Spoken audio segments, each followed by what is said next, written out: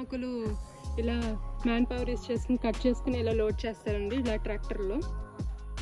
వాటిని బ్యారన్స్ అంటారు, పక్కన ఉన్న వాటిని. ఆ బ్యారన్స్ దగ్గరికి తీసుకొస్తారండి ఇలా పండిన ఆకుల్ని. అలా లోడ్ చేసిన ఆకులన్నీ తీసుకుని ఇలా బ్యాంబూ స్టిక్కి కడుతూ ఉంటారండి. ఆ ప్రాసెస్ ఇలా ఉంటుంది.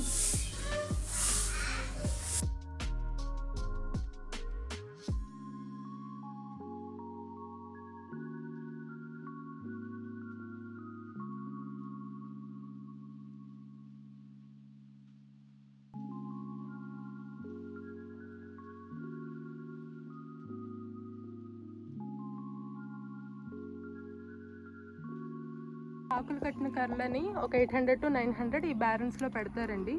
వాటికి కింద ఈ యొక్క పాయింట్లోనే మంట అనేది వెలిగించి ఉంచుతారు. 3 days కంటిన్యూస్గా ఈ మంట అనేది వెలుగుతూ ఉంటుంది. లోపల ఉన్న ఆకులన్నీ బాయిల్ అవుతూ ఉంటాయండి ఈ హీట్కి.